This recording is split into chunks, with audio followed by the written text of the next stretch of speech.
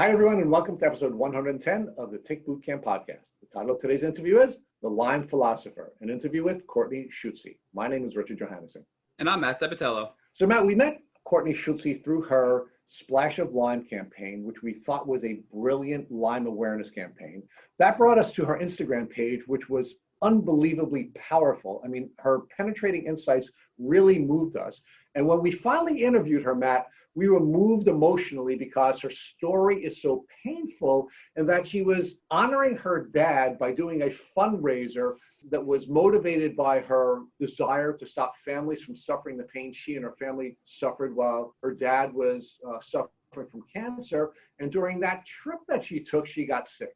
And Rich, what really pisses me off about Courtney's story is that her development of chronic Lyme disease was avoidable. She went on this cross-country biking trip and had a bite. She went to the doctor, and it was misdiagnosed as a spider bite. The next 4 years of her life, she continued to get worse and worse.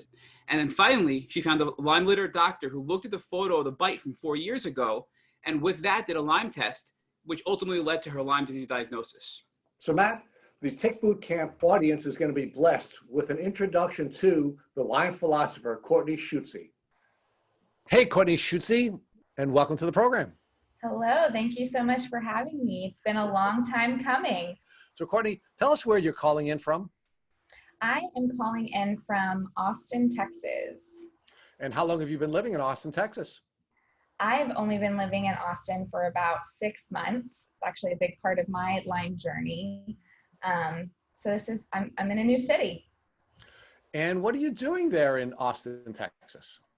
I am a marketing manager for a women's health company that focuses on fibroids. So I spend my day advocating for women with fibroids and creating community for them. Well, so now I'm jealous twice. I'm jealous that you're living in Austin, Texas, a place I would love to live in myself, and you're doing some really cool work with a really important community. So tell us about where you lived before you moved to Austin a short 6 months ago.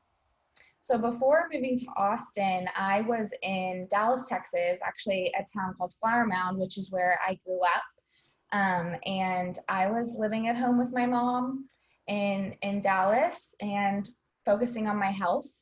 And before that, I was jumping around between Dallas proper and Houston, trying to work and be a real human before I found out I had Lyme.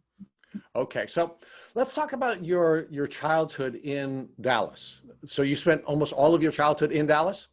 Yes, I grew up in the same house since I was 3 years old in Flower Mound, Texas.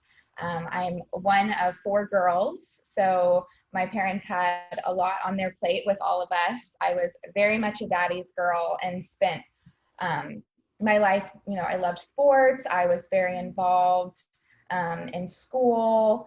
I grew up in the same city with, the same people my entire life until I went to Austin, Texas to go to the University of Texas for college.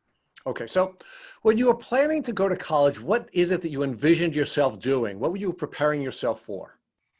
So I had a really interesting childhood where I mentioned earlier, I was very much a daddy's girl. I wanted to make my dad proud.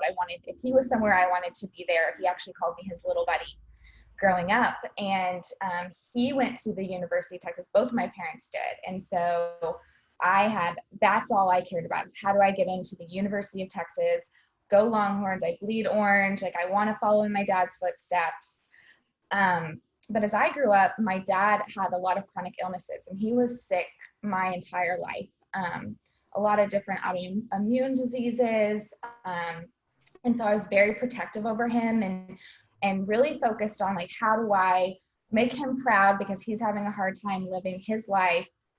And how do I make money so I can take care of my family? So I really grew up very focused on just head down. How do I get to UT so I can get a good job and I can make money so I could make my dad proud? And that was really all I was focused on. And, it really leads into my own story with chronic illness, which I know we'll go into further, but he was definitely a huge thread for me in any kind of motivation I had for for achieving anything in life. So as the father of 4 daughters, I really admire you for having that type of drive and that desire to try to protect your dad and also to help your family. And thank you for having that type of a perspective. But I want you to give me some more detail. Let's dig into this a little bit. I mean, you wanted to go to UT, you wanted to get a good job, but what is it that you wanted to do? I didn't know. I just wanted to work hard and make money, and I had no idea what that meant. I just knew I've always been a hard worker. I said, like, I work harder than anyone else. I had that ability. When I got excited about something or I set my mind to something, I would give it 110%. And all right, so you're successful in achieving your goal, and you end up gaining acceptance to UT. And what do you study? So I went to UT and studied communications, and just got a general degree in corporate communication. Again, was just like, I just want to get a job. I know I'll find something because I'll work hard, but I never really let myself have a lot of time to think about, what do I care about? What am I passionate about as a person? Because through all of this, my dad was really sick, and I was just really focused on, how do I take care of myself to pay for school and get a job and be able to help my family. And I didn't really start to find a passion or a purpose for anything until my dad was diagnosed with multiple myeloma, a type of blood cancer, my junior year in college. And I was in Austin and he was in Dallas, and I felt so separated from his fight against cancer. And again, as his little buddy, as his daddy's girl, that was just so hard for me, of like, how do I help him? How do I do something for him? And I found out about an organization on campus called Texas 4000, where you bike from Austin, Texas to Anchorage, Alaska to raise money for cancer research. And I was like, this is perfect. I will support him through joining this organization and biking to Alaska, and this is how I can fight cancer with him from afar. And I had this great dream of, I was going to be biking to Alaska and he was going to be getting treatment, and we were going to meet in Anchorage, and he was going to be cured, and it was going to be perfect. And again, like I mentioned earlier, when I decide to do something, I do it 110%. So I joined this organization. I became the ride director, so the leader of the organization, and was just ready to like take it all on. And about a year before I was supposed to go on the ride, for my senior year, my dad's illness got even worse. And I ended up having to take some time off of school to go back and be with him. And unfortunately, he passed away on June 10th of 2013, before I was able to actually ride. So it became in honor of him versus a fight with him. But it started to change my perspective of how I looked at life. Again, still, I want to do this in honor of my dad, and I went on this ride, and that ride changed my life in many, many ways. Well, let's talk about how that ride changed your life and brought you to the Lyme disease community. How did that ride change your life? So I went on the bike ride in 2014. So it started in May of 2014, and it's a 70-day journey from Austin, Texas to Anchorage, Alaska. So I'm on the journey. It's, life-changing just in living 70 days with, there was 28 other people on my route. You're living out of a duffel bag, and every day you're having to get donations to eat because you're trying to raise all the money you can. We're not going to spend money on food. So you're sleeping in churches, people's houses, camping a ton. It was wonderful. I learned a lot about myself, of starting to be like, whoa, I haven't spent a lot of time thinking about what do I care about and what do I want out of my life. I spent so much time just head down of like, I've got to go to school. I got to do well so I can get a good job. But nothing outside of that. And this gave me time to really think about it. And so there's a lot of growth happening there.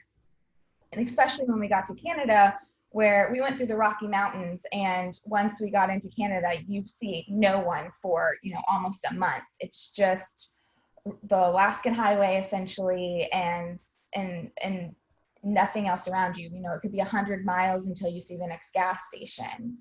So a lot of wilderness. And we were staying at an abandoned campsite somewhere deep in, I think it was British Columbia.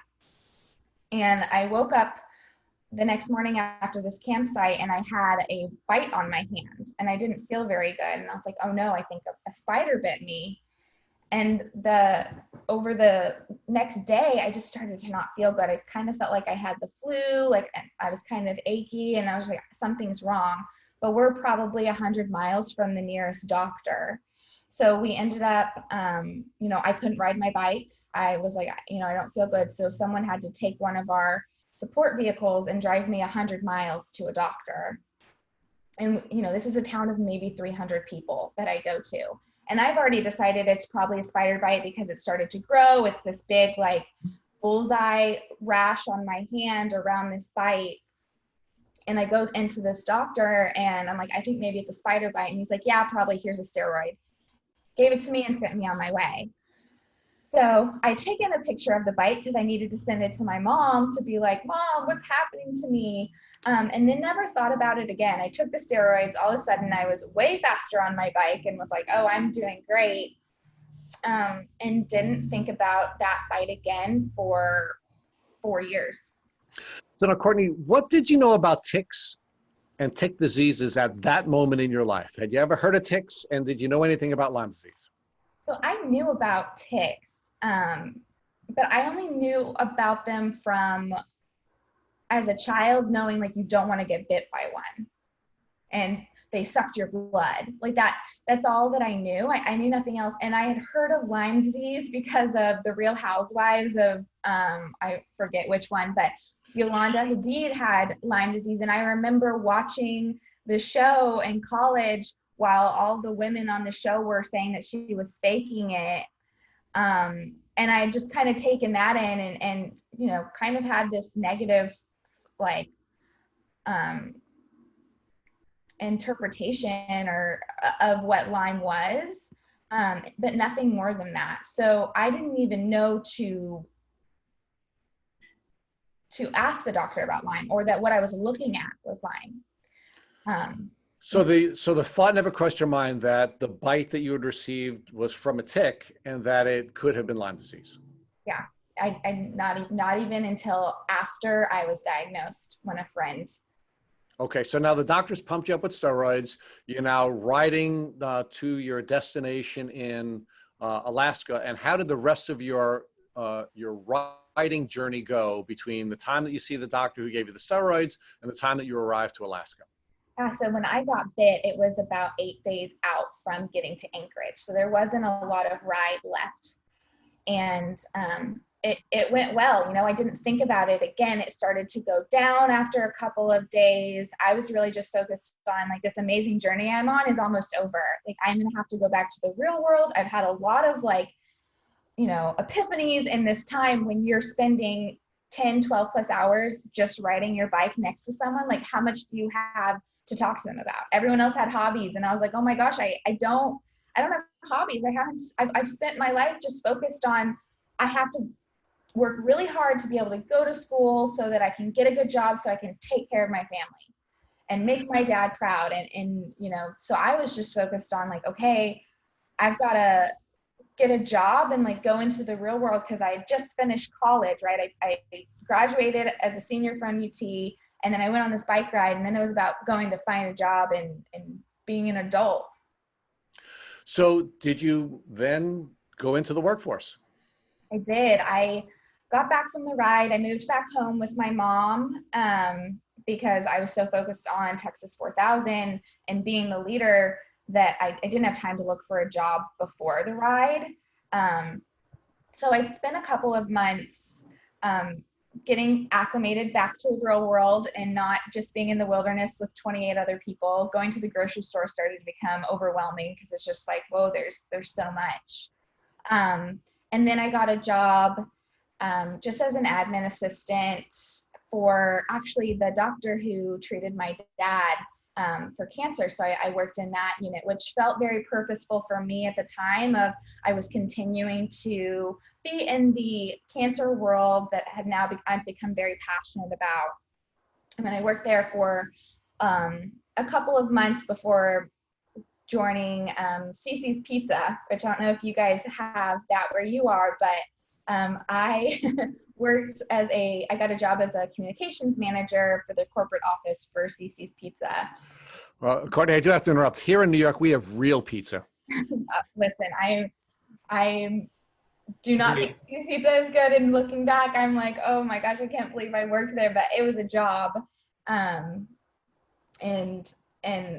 yeah, I started just living my life, but it was interesting because I was all of a sudden, like I mentioned, I'm very much like I give 110% to anything I decide that I'm going to do.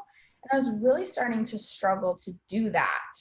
I was tired all the time and was, being forgetful, and I was having aches and pains, and I was like, man, this bike ride really did a lot to me. Like my body hurts all the time. And is this just what adulthood is like? Is you're just tired all the time? So how did your symptoms develop, and how did they begin to interfere with your capacity to first perform at work? And then I'd like you to talk with us about whether it was beginning to have an impact on your social life.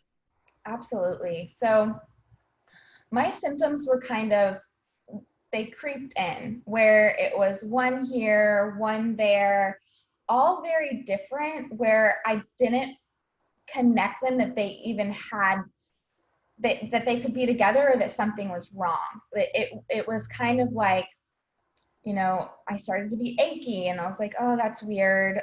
And then I started to have some brain fog, and then some memory issues where people would tell me something, and, a week later, I would ask them a question, like, we had a full conversation about this. We had like a heated, long discussion about this. I'm like, no, we didn't. We haven't talked. Like, what are you talking about?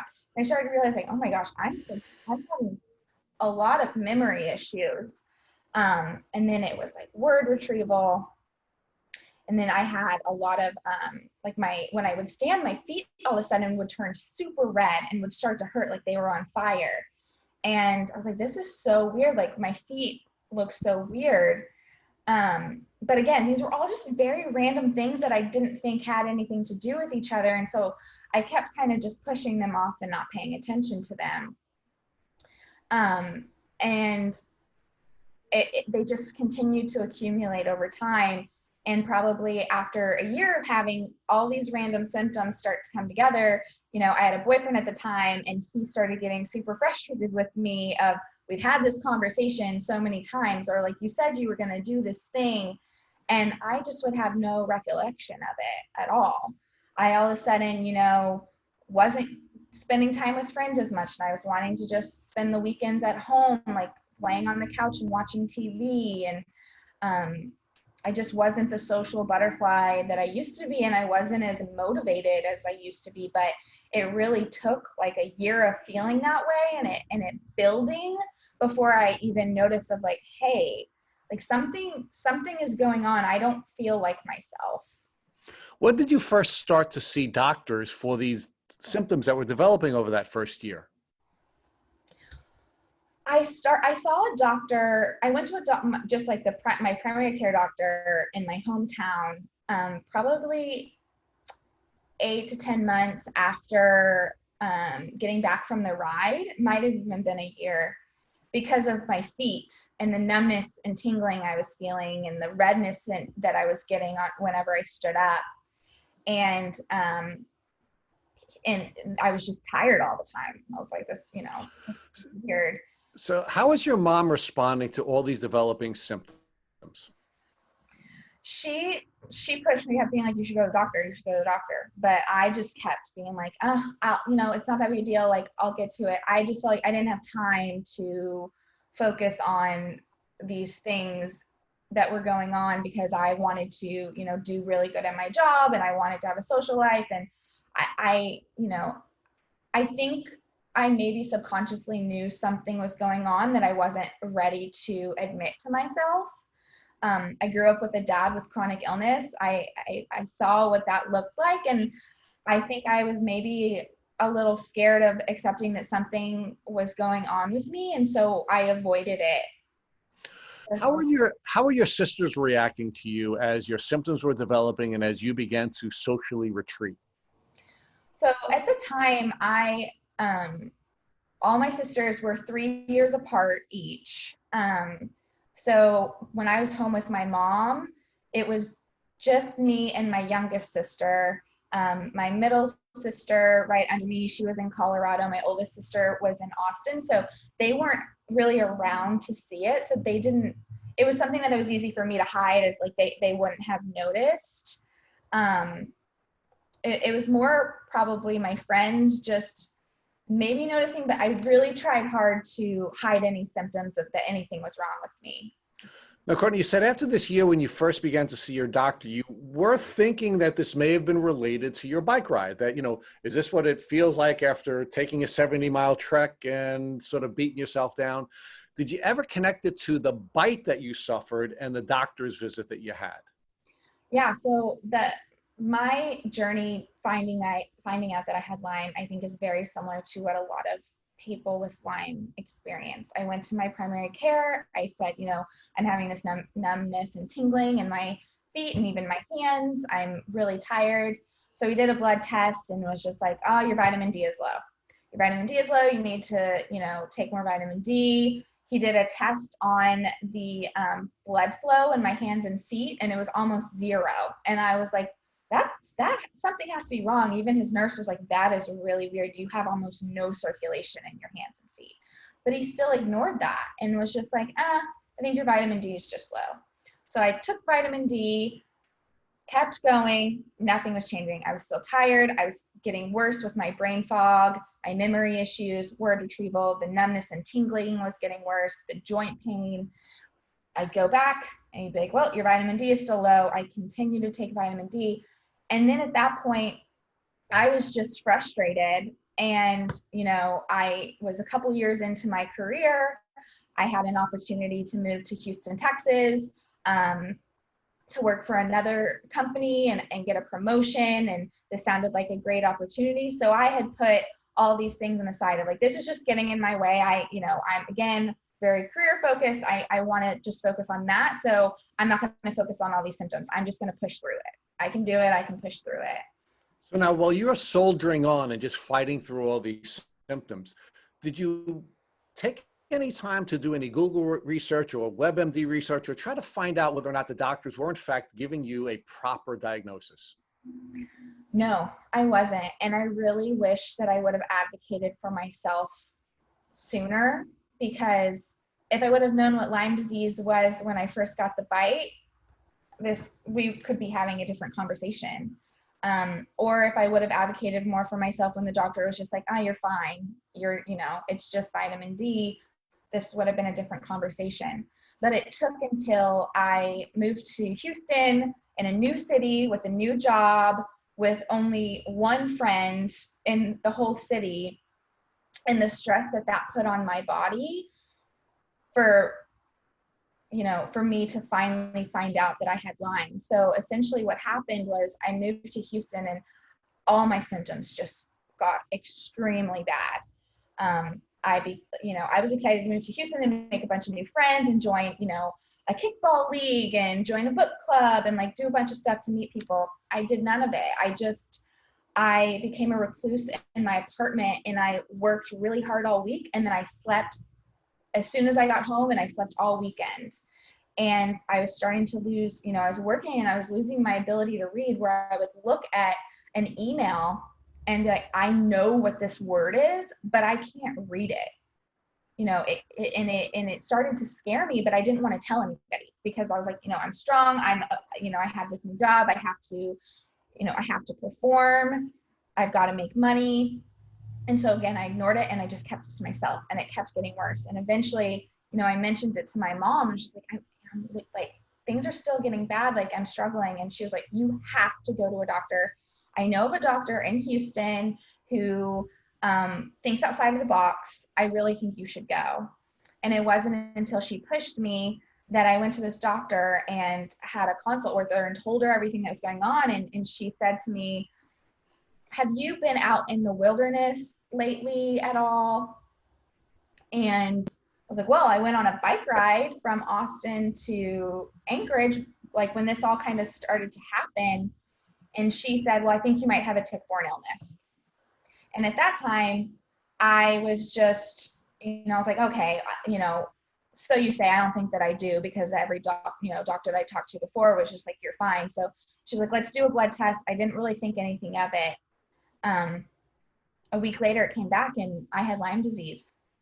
Courtney, let's put this in perspective time-wise. From the time you got bit and you thought it was a spider bite, but it was really a tick bite when you were 24, how long went by until you moved to your new job and found this new doctor? Was this a 6-month window, a several-year window? This was 4 years later. So this was quite a long period of time. It was 3 years after that I first went to a doctor, when I finally, found a physician who was Lyme literate and tested me, and it came back positive. So it was a long journey, and I spent most of that trying to ignore how I felt. And that was just a detriment to me, because my symptoms just got worse and worse. Now, before you moved, you said you kept seeing the same doctor who said you were vitamin D deficient, and potentially it was just you were tired and needed more rest. Was this the only doctor you saw before you moved and saw this Lyme litter doctor who recommended Lyme disease? Yeah, he's the only one. I went to my primary care, and he made me feel like it was nothing. He brushed me off so much that I was just like, okay, like, this is just me, or it's in my head, and what I've learned through this journey is every doctor is not created equal, and you have to advocate for yourself. If you feel like something is wrong in your body, you have to listen to yourself.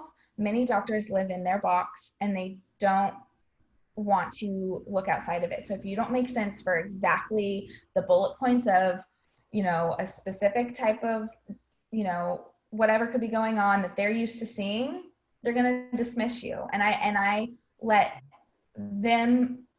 that doctor's feelings overtake me, and I started to have that same thought about myself.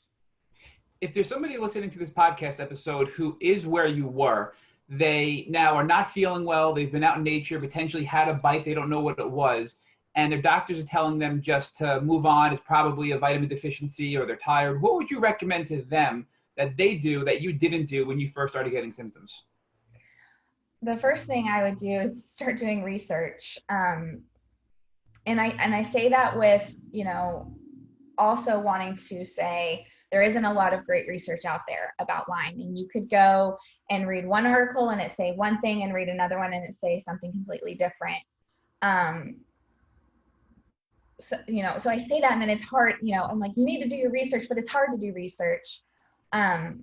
If you think you have Lyme, if you're listening to this and you have symptoms like I've experienced or listened to any other podcasts on here, then the best thing you can do is research a Lyme literate physician and figure out if it is Lyme or a tick-borne illness that you're dealing with, because so many physicians don't believe in Lyme, so many don't understand Lyme. So you could have it and be misdiagnosed if you just go to the wrong physician. So if you have symptoms, if you have a bunch of random symptoms that you don't understand, they can't be explained, there's a good chance you have Lyme disease. So you should research and find a Lyme literate doctor, and don't give up.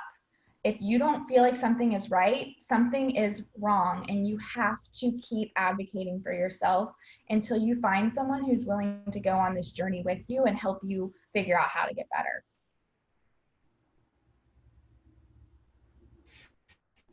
It sounds like another lesson that you learned throughout all this is to have a support system. So you were having brain fog, you could barely read, and eventually your mom said, hey, you need to go to the doctor. I'm going to recommend this doctor. You need to go figure out what's going on. So do you think it's important for people to consult with their loved ones for some guidance when they're struggling through this illness? Absolutely. I think, Lyme disease is an invisible illness. when people can't see it, they often don't want to recognize it or give you credit that you're struggling. So I didn't want to just be sitting there and complaining about something that I couldn't prove that was happening. So I kept it to myself, and that was just a detriment to me. And luckily I did eventually feel comfortable enough talking to my mom about it, but I wish I would have had more conversations sooner. I could have potentially met someone who had Lyme, and they could have told me, hey, it sounds like you might have Lyme disease. You should look into it. As hard as it might be, and there might be shame involved with it, right? Of like, I feel broken, or I feel like I don't feel like myself. Like, there's mental aspects of it. The depression, the anxiety, you're scared to talk about it. It only does you more harm to not open up and have those conversations with people you feel safe with, because otherwise it becomes a monster in your head, and it's even heavier the longer you wait. And I think there's been a lot of conversation within the community about, like, the longer you wait, the harder it is to treat. And I did that to myself, and I hope by having these types of conversations I can help someone who is doing the same thing, didn't want to accept that they were sick, didn't want to, got one answer and was like, okay, that's good enough, they know better than me, to get a second opinion, to listen to your body. But at the same time, you also really can't blame yourself. I mean, you were clearly having neurological problems where you couldn't even process a sentence, never mind process a logical thought. And you were in the woods, you were exposed to a tick-heavy area, you had a bite, and none of your doctors thought potentially Lyme disease, and you exhibited classic Lyme symptoms. You can't put all the blame on yourself. And I think that's why it's important to have a support system and to research, as you noted. But really, we need to get more awareness out there to help others be aware of these symptoms. So collectively, we can have less time go by before we have a diagnosis. And as you noted, then the longer it goes to get a diagnosis, the harder it is to now get better and get into remission from Lyme disease. Absolutely. So well said. So let's talk more about your actual diagnosis. So when you went to this doctor who suggested Lyme, did they run a traditional Lyme test, a Western blot, and they send it out to a specialist, potentially like an Armin Labs or any other special lab out there? No, so I just got the traditional LabCorp test, and that's what came back, that I had Lyme disease. And I think from what I've heard from other people in the community, pretty lucky that that even came up, because often those are negative. So that, I got lucky that I landed at a doctor finally that knew Lyme and knew how to test it to find out if I had it. And, the biggest thing was that I had, Lyme markers in my body, and also my CD57 was extremely low, which is your autoimmune level. And my ATP was horrendous, where, like, my doctor told me, at your age, your ATP level should be around 30, and I was at like 12. So I was living my life and trying to, live a normal life with half the amount of energy, less than half the amount of energy that a normal person needs. And that was that actually was huge for me, of like, okay, wow, this isn't just me. Like, it really is difficult to do what I'm doing, and that's okay, because I don't have the energy to do it in my body. So once you ran this test, let's talk about finding out you actually had Lyme. What did your doctor call you and tell you the results? Did he call you back in for an appointment and he told you face to face? And what was that like to know you had Lyme? And did you think it was something that was going to be a quick fix, or did you realize the severity of the long journey you had ahead of you to? Yeah. So again, very uneducated on what was in front of me. I did the Lyme test. I actually remember it was Thanksgiving. I was at my sister's house with my whole family. And I think my mom was just like, we should check to see if your LabCorp results are back. So, we pulled it up on the computer, and there were a bunch of markers for Lyme. And she was like, oh my gosh, these all came back positive. And I was like, really? And she was like, yeah. And I was like, well, I bet she'll have a reason why this isn't Lyme, whatever, still dismissing it. Went to the doctor the next week and she was like, yeah, you have Lyme disease. And I was like, oh my gosh. And at that moment, it was definitely a like, thank you, God, for giving me something that I can connect all of these issues to. The anxiety, the depression that I had never had in my entire life, even through losing my father, I had never struggled with depression and anxiety. And all of a sudden it had become a dark cloud over my life. The numbness and tingling that I constantly felt from the neuropathy that I had, the memory loss, the loss of my social life, no longer having the ability to do work or read, or, all of these things that I had started to believe were just in my head or was making up, like I now had a legitimate reason for. So I was so excited. And all she said was, I went to that doctor's appointment. She said I had Lyme disease. And she said, we're going to do a treatment protocol. You're going to, I misunderstood her. And I thought I heard her say, you're going to do 6 weeks of doxycycline. You're going to feel worse before you feel better. So drink a lot of water. Having no idea there was actually 3 rounds of treatments, of antibiotics that we were going to be doing. This was actually going to be a very long journey. I left that thinking, I have Lyme disease. It's going to be 6 weeks and I'm going to be so much better. I've gotten so much accomplished while being sick like this. I cannot wait to see what I can accomplish as an adult without Lyme. When this is all gone, I'm going to be like the best worker. I'm going to have, be so much more social. I can't wait to like get a boyfriend again, because that had been something I'd completely lost. Like I had no space emotionally for anybody else. Like I couldn't let anybody else in. So I was so excited. So I went and called my best friend and told her I have Lyme disease. And she also didn't know what it was. And she actually was on the bike ride with me to Alaska. And, we talked, we hung up, and then she calls me right back. She had gone and Googled Lyme disease to learn more. And she saw what a tick bite that had Lyme looks like. So the bullseye rash. And she calls me and she's like, Courtney, that bite you got on the ride that you thought was a spider bite was a tick bite. And I was astonished. I was like, really? And she was like, go look it up. And so I went online and I looked it up and I was like, oh my gosh, that's exactly what my bite looked like. And I actually still had the picture of the bite that I had sent to my mom. So I went and like scrolled through my phone and found it.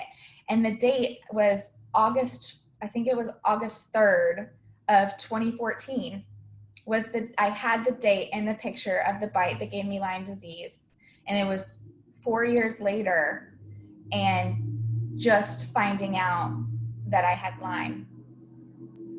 So let's talk more through your treatment. So it sounds like you started with 6 weeks of doxycycline, which you thought was going to be the entirety of your treatment, but there's obviously more to it. So when did you realize there was going to be more to your treatment? And what was it like when you first started taking doxycycline? Yeah, so I, again, at this point, I'm living in Houston. I have one friend there. I live alone, and I'm starting treatment.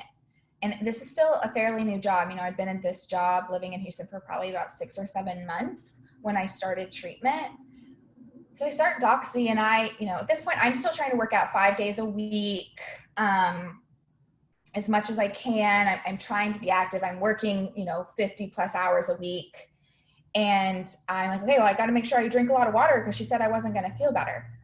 I had no idea what I was in for. I had no idea what a Herx was. I remember one weekend, like probably like 3 or 4 days after starting treatment, I felt like I had the flu times 110. It was horrific. And I'd start Googling, what the heck is happening to me? And I'm struggling to find anything online that explains what I'm going through, but I wish I could quote or source who the blog that I read. I can't remember now, but I remember reading a blog saying like what herxing was. Lyme disease when you start treatment and the inflammation in your body from pulling the Lyme out. And I was like, oh my gosh, this is exactly what is happening to me. I feel so sick. All of my symptoms got way, way worse. To the point where I was barely making it to work every day. I was going to the bathroom thinking I was going to throw up every couple of hours. But I didn't want anybody to know. So I was still trying to hide it and still have this strong facade of like, you know, I'm a hard worker and, you know, I've got this. And I got to the point where I called my doctor and I was like, I can't work like this. Like we've got to do something. So she ended up cutting down the amount of doxy I was taking because I couldn't handle it. And at the time I was like, you know, I have to work. I can't do this. And so I finished the 6 weeks and, you know, we tested the Lyme and there was just more Lyme in my body because we had pulled it out. And she's like, okay, now it's the next round. And I was like, what? Next round? I thought we were done. And that's when I realized this is a very long journey. And just because you do one protocol or one round of treatment does not mean that you are cured of Lyme. And that's when I started going down the rabbit hole of, can you even be cured of Lyme? In a long journey to get me to here today. So once you were done with the doxycycline, what was your next course of treatment? And did she cycle antibiotics? And what was the plan moving forward to, you know, get you into remission and get you healed? Yeah, so I can't remember the exact medications that I took, part of my Lyme disease, Lyme brain of like not being able to remember, but it was like doxycycline. Then I think we did more of like a natural medicine, and then we did another antibiotic. It didn't work. So then, you know, she just started throwing different things at me, and a lot of my issues were cognitive. And I was like, it's not working. I'm still having all these cognitive issues. The medicine just made me worse, where I started to become a really mean person.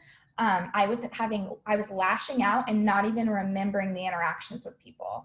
I probably almost got fired multiple times from my job because I just became such an angry and aggressive person, and I didn't even realize it was happening. Like I would go back and be like, that wasn't me. Like I wasn't there. I don't even remember that. I'm so sorry. But people, they don't understand that and they don't believe it. They think you're just using it as an excuse. So I just kept getting sicker and sicker. And I was, you know, I kept going back to her like, okay, this still isn't working.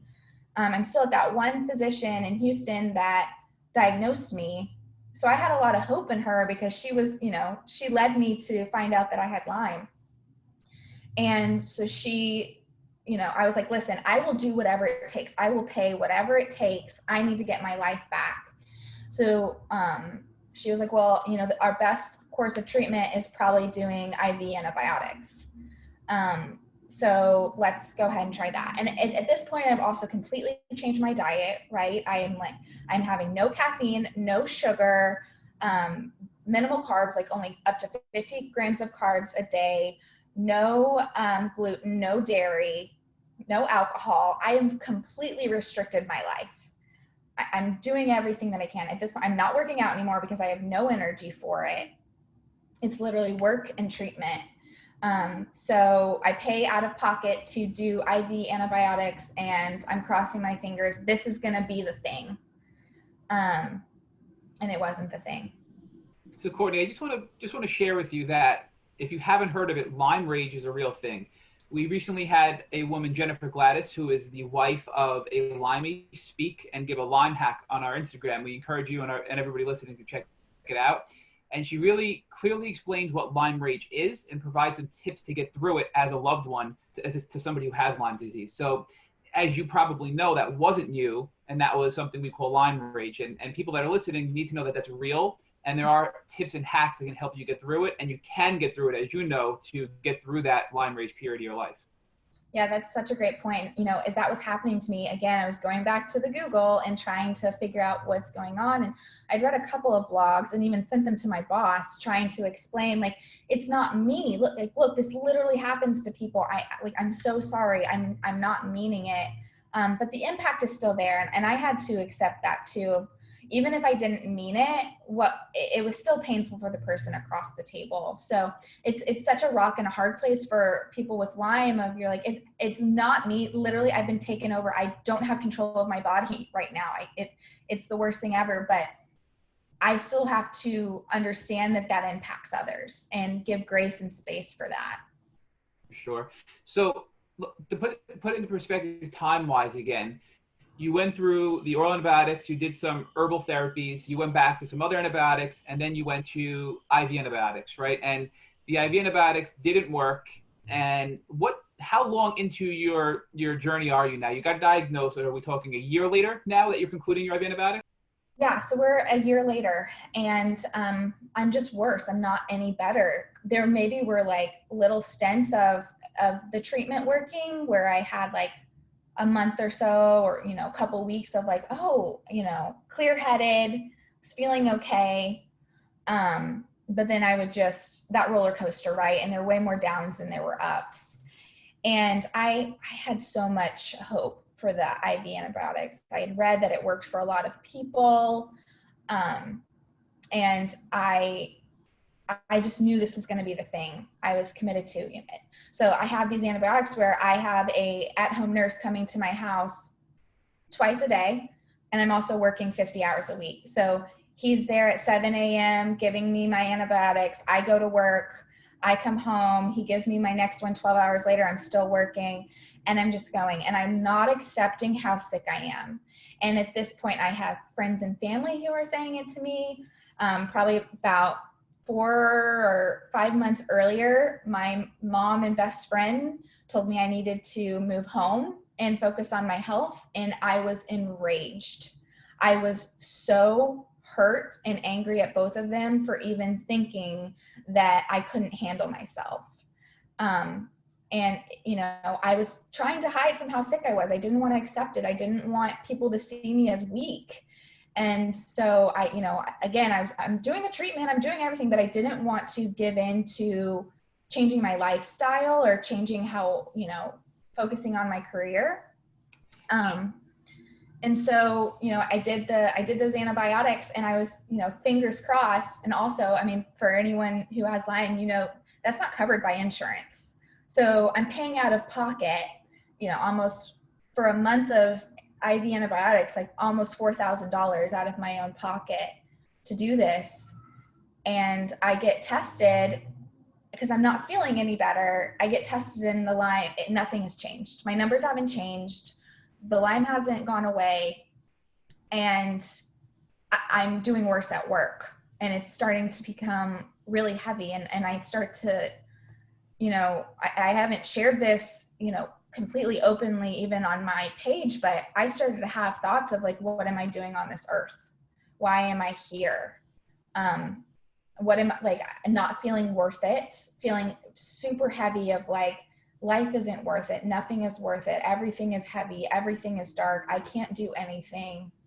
And that was really scary. And I just got really stuck in it. And I had to, after the treatment didn't work, and my doctor literally said to me, I don't have anything else. I'm going to a Lyme conference in November. I'll let you know if I learn anything new. I was just like, I don't know what to do. This isn't working for me. And I finally had to come to the realization that I had to stop working and I had to focus on my health. And I moved back home to Dallas to live with my mom and start advocating for myself and start focusing 100% on my health. Courtney, you are not alone in the fact that you have those thoughts. You are our 110th podcast guest, and we've had way too many people share that they've had similar thoughts like that, because Lyme not only affects you physically, it affects you psychologically as well. So it's known that Lyme will cause that depression and anxiety you noted and other psychological symptoms. So your physical health is deteriorating, your mental health is deteriorating, and your doctor's telling you, I don't know what to do to help you. So you have to sort of look back and say, how much can one person take? And thank you for sharing that with us, but you're not alone. And it's just a horrible thing to have to go through. So at this point now, it sounds like you're moving back home with your family, you're at your worst, and you're probably looking for another doctor now who's a little bit more Lyme literate. So can you walk us through what that was like? And did you do that, or were you just so sick that your mom had to jump in and help you find your Lyme literate doctor to go to the next step of your healing journey? Yeah, so it's definitely, my mom was a huge part of this. She became my caregiver essentially when I moved home. And she had a lot of experience with my dad, who was sick my whole life. And I hated that I was now putting this on her as her daughter. There was still a lot of that shame of, since I was a little girl, wanted to make my dad proud, and I wanted to be able to support my family, because that was something we struggled with my whole life because of his health. And I wanted to be the person that kept the family together and, you know, took care of the financial burdens or whatever it may be. I wanted to take care of that. And now I was the sick one that needed help. And it was really hard. But, you know, we started working together because I had lost a lot of my ability to even focus. You know, when I moved home, I was sleeping probably 20 hours a day for at least a month. I was bedridden. So I took some time just to let my body rest because of what I had done to it over the last 4+ years. I finally was listening to it, and it was telling me, you just need to stop and like give it a breather. So I did that. And then once I finally like came up from sleeping for a month, we started researching and trying to find Lyme literate doctors. I went to a couple of doctors. I went to a neurologist. And then I actually had a friend of a friend send a podcast, the Bulletproof podcast. They had a LLMD come on and talk about Lyme disease and mold. And I had never heard anything about mold toxicity at that point. But they talked a lot about how people with Lyme tend to have mold because of your immune system. And a lot of times the mold is actually causing your symptoms to be worse and keeping you from being able to treat the Lyme.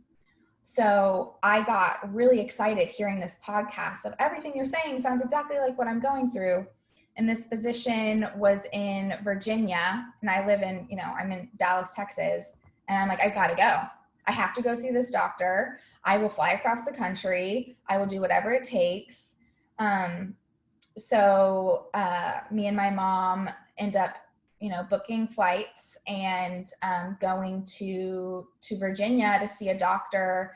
And I get tested for mold, and I have really high mold. I, over the next 10 months, really started to shift how I treated my Lyme and my mold. We tested our house. We found out we had mold in our house. So we had to take care of that. I stopped treating Lyme, and I started treating the mold. And what her hypothesis was and hope was, if we get rid of the mold, your body should be able to start taking care of some of the Lyme. And it was a long process. Through it, I was trying to get long-term disability, and being told left and right by physicians and people in the insurance that I was psychosomatic. So I was making it all up. And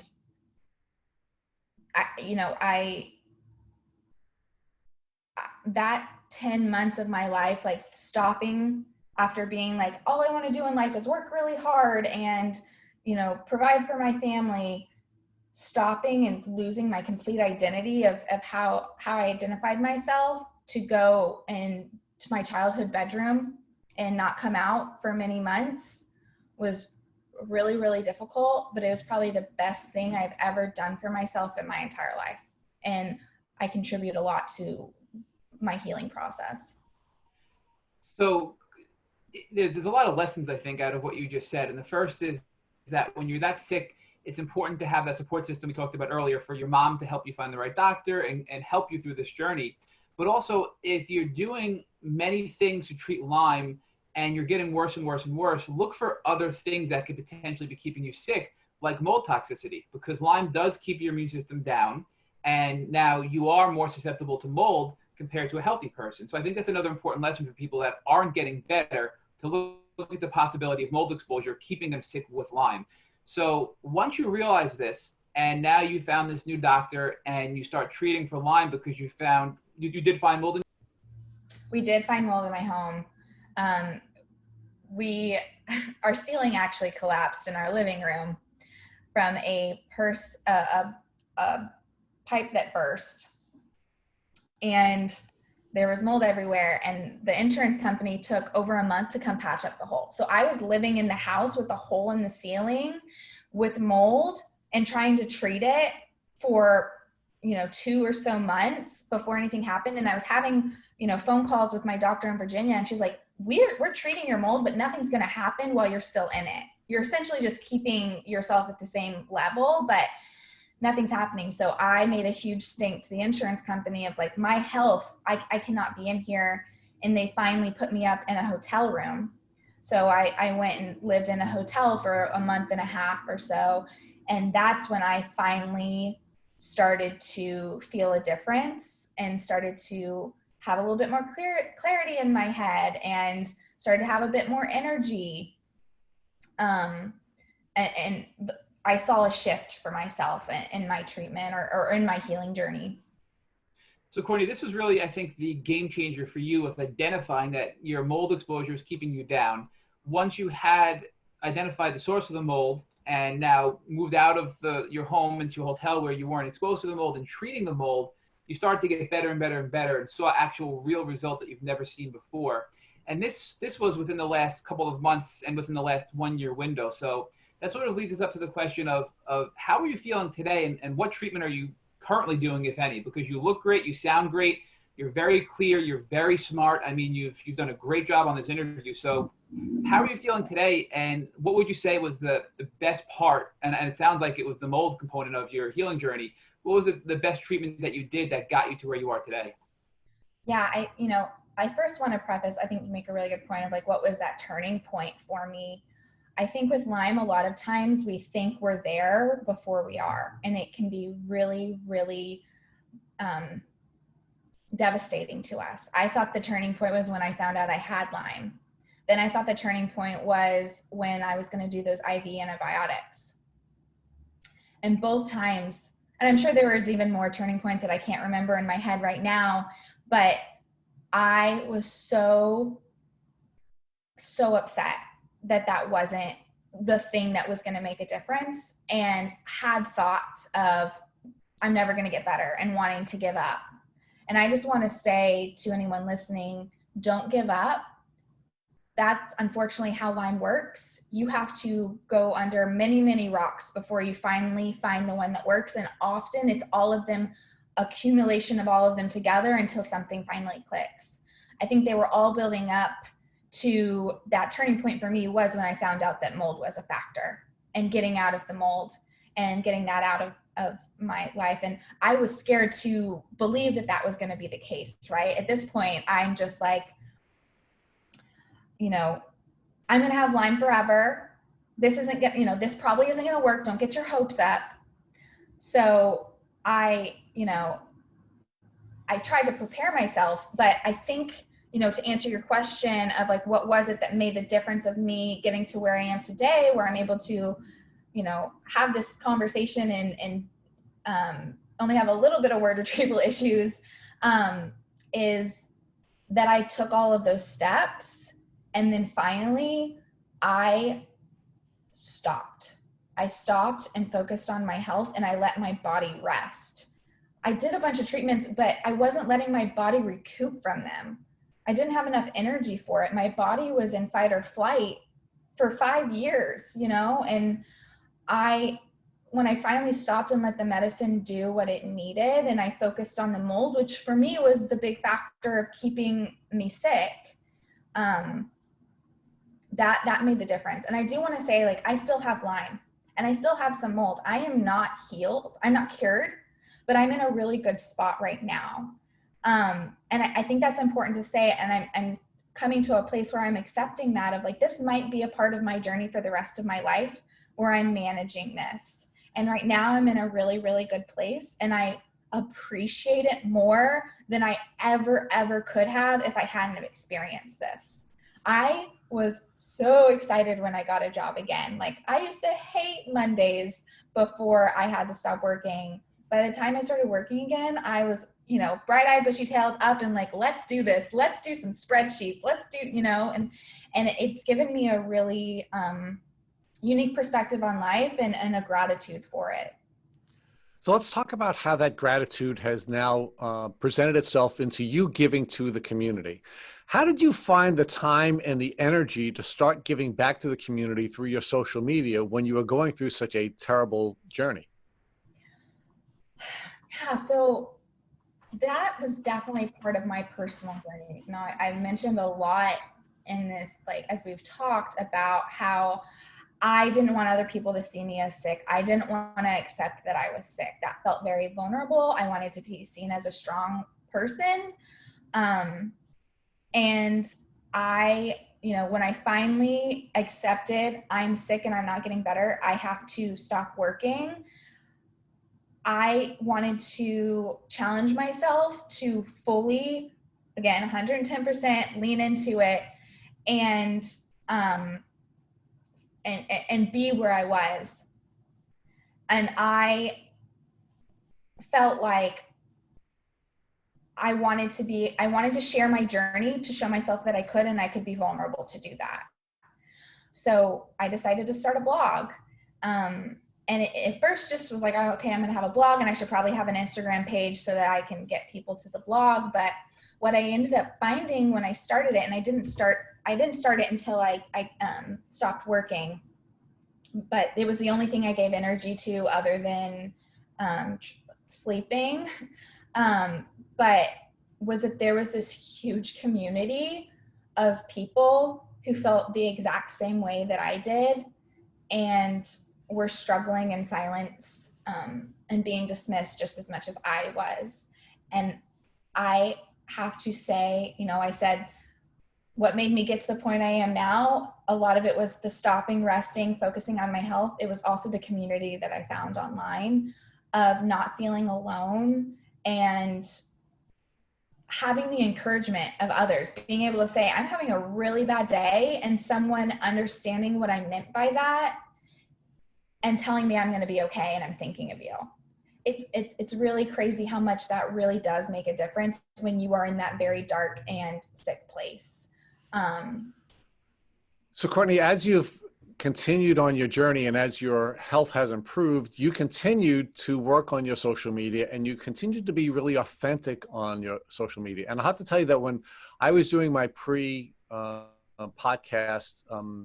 research on you and the work that you're doing, what I found to be so powerful about your Instagram in particular was not just its writing, but the authenticity, where you weren't using filters. You were putting up pictures where you were acknowledging that you weren't looking your best. And I have to tell you, that was a unique experience for me, who's now done research on over 100 guests to prepare for over 100 podcasts, where you're the only one that would put up a picture of yourself in a bathing suit and say, hey, I don't really look good in this picture. And I've really struggled with my weight issues since I've been diagnosed with Lyme disease. So tell us why you've been, at least in our experience, maybe the only person that's been authentic. No filters, no perfect pictures, just Courtney who she is, and then sharing with everyone how you were feeling. Why are you willing to be that vulnerable? I tried to look at it from when I put stuff on Instagram or, you know, on social media, what would I want to hear on the other side as someone who is struggling or hasn't gone as far as I've gone in my journey? What are the things that when I go to bed at night are keeping me awake or putting, you know, twisting my stomach and I can't get over, I feel ashamed of, feel too vulnerable. And I feel like that's probably what other people are feeling too. If I share it, can I help break that stigma? Can I help someone else feel seen or not alone? And that's really important to me. As someone who was too scared to be vulnerable before this started, that's something Lyme has given me. And, you know, I talked about earlier, I didn't have a passion for life. There wasn't something that I, you know, particularly cared about or wanted to do. I just wanted to work hard and take care of my family or, you know, be seen as strong. I now have a purpose in life, and that is to advocate for a chronic illness community that is often overlooked and ignored. It sounds to me that you are taking care of your family. It's just a different family. It's not the small group of people who you were biologically related to, but a much larger family in the Lyme community. I love that. Yeah. So now let me ask you the question we ask all of our guests. If God forbid tomorrow your mother came to visit you in Austin and she showed you that she had a tick biting her on her leg, what would you recommend that she do so that she wouldn't have to go on the terrible journey that you've gone on? Man. Okay. So a question, does she have the tick still or does she not have the tick still? She does. The tick is on her leg. Yeah, tick is on her leg. Okay. First thing, take that tick off, put it in a bag, and research where you can go get the tick tested, because it is easier to test a tick for Lyme than it is to test yourself for Lyme. So you need to do both if you're lucky enough to have the tick. And then the first thing I would want her to do is to go get tested for Lyme. And, you know, I'm not a doctor and I don't want to, you know, I try to be very careful on my social media of not giving any medical advice, because I really believe we are all very different and our treatment needs to be very different, because Lyme decides what it wants to attack in your body, how it's going to attack you. So what works for one person might not work for someone else. But when it comes to being diagnosed, advocate for yourself, get multiple tests, make sure you don't have it, and get tested as quickly as you can. Take it seriously. If you don't get a bullseye rash, that does not mean that you don't have Lyme. I think the stat is, you know, almost 50% of people don't see a bullseye rash that have Lyme disease.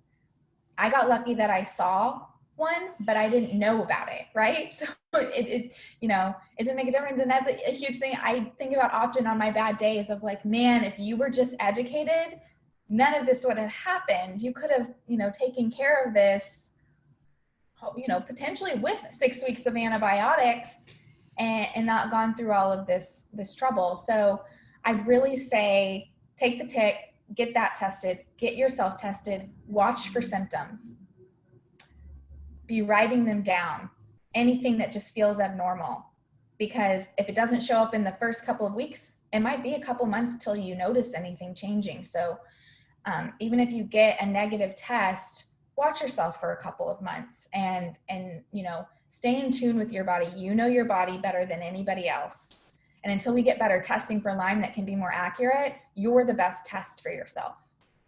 Thank you for listening to the Tick Bootcamp interview with the Lyme philosopher, Courtney Schutze. To our listeners, we have a call to action. First, if you'd like to learn more about Courtney Schutze and her tick disease journey, please visit our Instagram pages at Splash of Lyme or Courtney Schutze. Second, if you enjoyed this episode of the Tick Bootcamp podcast, please share it with your friends by using the social media buttons you see at the bottom of the post. Third, we here at Tick Bootcamp have created a tick bite blueprint that has been inspired by the information that has been shared with us by past podcast guests. We urge you to visit our website at www.tickbootcamp.com to view the blueprint. Please note we would appreciate any input or improvements you would like to offer us. Fourth, don't forget to subscribe to this podcast on iTunes, Google Play Music, or Spotify to get your automatic episode updates of our Tick Bootcamp podcast. And finally, please take a minute to leave us an honest review or rating on iTunes or our website. Thank you for listening.